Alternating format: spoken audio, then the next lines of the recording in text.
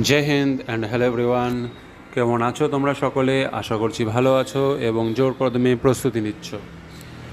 বীরভূমে law and order duty পালন করতে গিয়ে মাঝখানে যখন আমরা একটা দিন ফাঁকা পেয়েছিলাম, তখন কিছু বন্ধুরা মিলে আমরা ভেবেছিলাম যে চলো কোথাও ঘুরে আসা যাক। তো ভাবলাম যে আশেপাশে কোথায় ঘোরা যাবে। তো বোলপুর শান্তিনিকেতন একটা খুবই সুপ্রসিদ্ধ জায়গা, তো ভাবলাম সেখানেই যাওয়া যায়। তো আমাদেরকে যেখানে রেখেছিল সেটা হচ্ছে জয়দুর্গা হাই স্কুল, আহমেদপুর স্টেশনের সামনে। তো আহমেদপুর স্টেশন থেকে আমরা বোলপুরের উদ্দেশ্যে রওনা দিয়ে দিই। তো বন্ধুরা, এখন আমরা বোলপুর শান্তিনিকেতনে পৌঁছে গেছি। এই আমার সকল কালিকরা, আজকে আমাদের অফ আছে, তাই ভাবলাম একটু ঘুরে আসি। তো এই জাস্ট ট্রেন থেকে নামলাম আহমেদপুর থেকে। এটা হাওড়া আজিমগঞ্জ। হ্যাঁ হ্যাঁ, না অবশ্যই। এই যে একটু তাকাও, হাই করে দাও সবাই, হাই গাইজ করে দাও একটু। তো এখন আমরা যাচ্ছি। তো এখন আমরা এসকেলেটর। তো সৌরভ কিছু বলবে? হ্যাঁ, আমরা আজকে অফ ডে আছে আমাদের। হ্যাঁ, তো যেহেতু আমরা বেশি গরম আর কি, হ্যাঁ, তাহলে বেশি বাইরে যাচ্ছি না। আচ্ছা, পাশেই শান্তিনিকেতন। হ্যাঁ হ্যাঁ, তো আজকে শান্তিনিকেতনটা এক্সপ্লোর করবো। আচ্ছা। আপনার সাথে থাকো, ঠিক আছে? আমরা দেখবো যে ওখানে কি পাওয়া যায়। হ্যাঁ। খাবার দিয়ে নতুন কিছু আছে। হ্যাঁ। আর জায়গাটা শুনেছি খুব সুন্দর। হ্যাঁ হ্যাঁ, তো তোমরা সাথে কী কী এক্সপ্লোর করা যায়? হ্যাঁ, কি এক্সপ্লোর করা যায় তোমরা হ্যাঁ থাকো। হ্যাঁ, ঠিক আছে। তো গাইস, তোমরা দেখতে পাচ্ছ এখন আমরা এই চলন্ত সিঁড়ি এর মাধ্যমে আমরা উপরে উঠে এলাম। তো ঠিক আছে, সাথে থাকো। স্টেশন থেকে তারপরে আমরা একটা টোটো ভাড়া করে নিই। টোটো ভাড়া করে আমরা টোটোর মাধ্যমে সেই জায়গাতে পৌঁছাই যেখানে রবীন্দ্রনাথ ঠাকুর থাকতেন, তার অরিজিনাল বাড়ি। তারপরে টোটো কাকু আমাদেরকে বিভিন্ন জায়গা ঘোরাচ্ছিল। ঘোরাতে ঘোরাতে ওখানে আমাদেরকে এই কিছু একটা আর্ট এখানে দেখিয়েছিল, যেটা সম্ভবত নন্দলাল বসুর হাত দিয়ে, মানে দূরের থেকে এই জিনিসপত্রগুলো যেগুলো দিয়ে বানানো হয়েছে মূর্তিটা, সেই জিনিসগুলো ছুঁড়ে ছুঁড়ে বানিয়েছিলেন, কোনো কিছু ব্যবহার না করে ছুঁড়ে ছুঁড়ে মূর্তিগুলো বানিয়েছিলেন। তো এখানে আমাদের যে টোটো কাকু ছিল, সেই টোটো কাকু বা দাদা আমাদেরকে বোঝাচ্ছিল কোনটা কোন দিক দিয়ে কী আছে না আছে, আর কোথায় কোথায় কী কী ভাস্কর্য কাজ আছে, কোন কাজটা কে বানিয়েছে, কত সালে বানিয়েছে, কীভাবে বানিয়েছে, এইসবের ডিটেলস উনি আমাদেরকে দিয়ে যাচ্ছিলেন। তো এক প্রকার গাইডের কাজ করছিলেন তিনি। তো ঠিক আছে, আমরা এভাবে বুঝতে পারছিলাম, যে নাহলে তো একা একা ঘুরলে বুঝতে পারতাম না। তো তাকে ধন্যবাদ দিয়েছিলাম পরবর্তীতে। আচ্ছা আচ্ছা, এটা কত বছর বললাম? 200 বছর হয়ে গেছে। এখান থেকে খোয়াই বলে একটা জায়গা আছে, গুরুদেব বাবার সঙ্গে হাত ধরে যেত। হ্যাঁ, খেলার ছলে কিছু নুড়ি পাথর এনে সংগ্রহ করে এটা কবিতা আছে না বাংলা, তালগাছ এক পায়ে দাঁড়িয়ে। হ্যাঁ, সেটা এখান থেকেই লেখা। এই তাল গাছের থেকেই? ওই তাল গাছটা কেন্দ্র করে 112 বছরের বয়স। বাহ, এই হাতে তোমার ব্যাগ। আচ্ছা, এটা শান্তিনিকেতন। রবীন্দ্রনাথ ঠাকুরের পিতা মহর্ষি দেবেন্দ্র ঠাকুর এই জায়গাটা কিনেছিলেন। 62তে কিনে 63-64 সালে এই বাড়িটা তৈরি করে নির্মাণ করে এই জায়গাটার নাম দিয়েছিলেন শান্তিনিকেতন। এই বাড়ির নামে এলাকার নাম হচ্ছে শান্তিনিকেতন। আচ্ছা আচ্ছা, ঠিক আছে।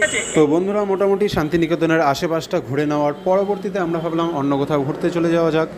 তো তারপরে আশেপাশে জিজ্ঞেস করার পরে যে আর কি ঘোরার মতো জায়গা আছে, তো ওখান থেকে একটা লোক বলল যে হ্যাঁ, এখানে একটি ভালো মিউজিয়াম আছে যেখানে তোমরা ঘুরে আসতে পারো। তো আমরা সেই অনুসারে, সেই ঠিকানা অনুযায়ী আমরা চলে যাই এবং সেখানে আমরা দেখতে পাই যে বিভিন্ন রাজ্যের, আমাদের দেশেরই বিভিন্ন রাজ্যের, এমনকি আন্দামান নিকোবর পর্যন্ত ওখানকার জনজাতি বা তাদের বিশেষত্ব যা যা আছে, তারা কীভাবে বাড়ি বানায় বা তাদের স্পেশালিস্ট যা যা বাদ্যযন্ত্র আছে, এই ধরনের জিনিসগুলো নিয়ে তারা একটা ভালো সুন্দর করে একটা জাদুঘর বা মিউজিয়াম বানিয়ে দেয়। সেখানে আমরা ঘুরে আসি।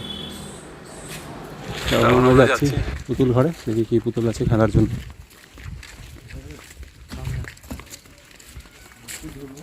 এখানে 30 টাকা করে টিকিট নিয়েছে আমাদের প্রবেশের।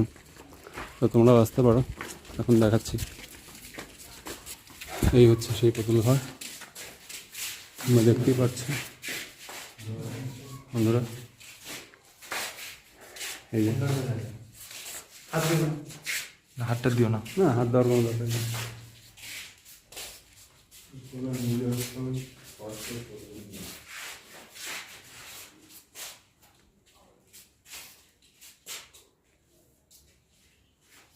দেবী দুর্গা। মনে হয় না রে, একদম অভিজ্ঞ।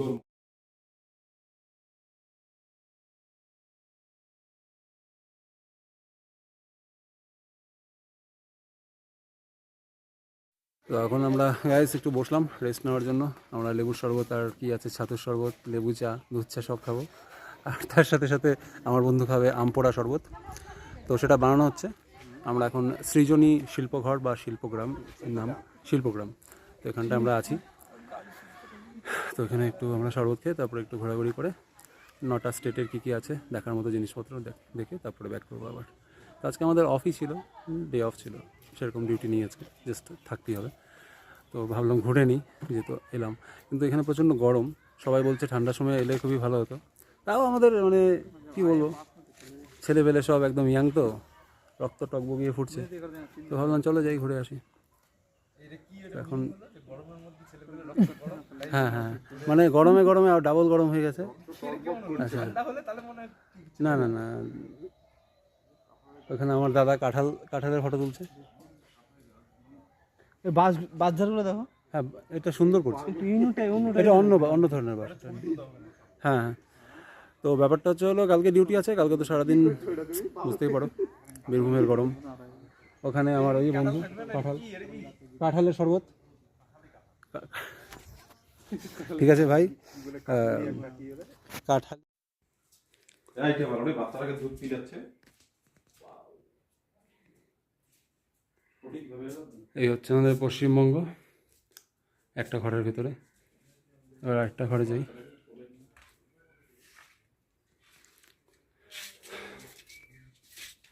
সম্ভবত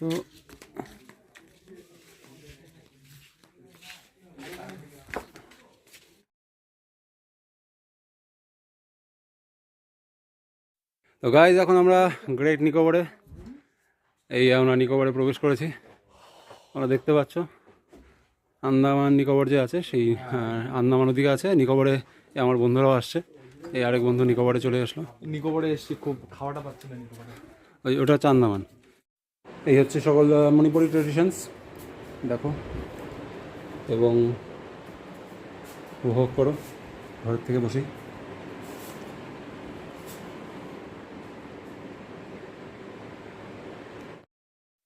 তারপর এই শিল্পঘরের ভেতরেই এক ছোটোখাটো মেলার মতো বসেছিল। তো সেখানে আমরা দেখছিলাম কি কি নেওয়া যায়।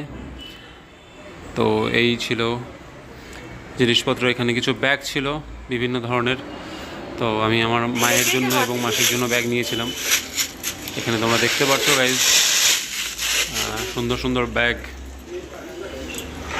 তাদের পছন্দ হয়েছিল প্রত্যেকের। এখানে আরও ব্যাগ আছে তোমরা দেখছো। তারপর শেষে বন্ধুরা মিলে কিছু ফটো তুলেছিলাম, সেই ফটোগুলো লাস্টে দিয়ে দেওয়া হলো। তোমরা দেখছো, দেখতেই পাচ্ছ যে এখানে বন্ধুদের সাথে ছিল। তারপরে এটা আমার সিঙ্গেল ফটো। এরপর আমরা বিরিয়ানি খেতে গিয়েছিলাম, কেউ কেউ ভাতও খেয়েছিল। বিরিয়ানিটা সত্যি খুবই ভালো ছিল এবং চিকেন চাপ সাথে ছিল। এসি ঘরের মধ্যে বসে খেতে খুবই ভালো লেগেছিলো, মনটা জুড়ে গেছিলো। তারপরে আমরা বোলপুর শান্তিনিকেতন স্টেশনে ফিরে যাই, সেখান থেকে আহমেদপুরের জন্য গাড়ি ধরি, শান্তিনিকেতন টু আহমেদপুর। সেখান থেকে আমরা আমাদের যেখানে থাকতে দিয়েছিল সেখানে আমরা চলে যাই জয়দুর্গা হাই স্কুলে। সেখানে সেদিনটা কাটিয়ে পরের দিন আমরা ডিউটি ধরি। তো বন্ধুরা, তোমাদের ব্লগটা কেমন লেগেছে? যদি ভালো লেগে থাকে তাহলে আমার চ্যানেলটিকে লাইক, কমেন্ট এবং সাবস্ক্রাইব করে দিও। জয় হিন্দ।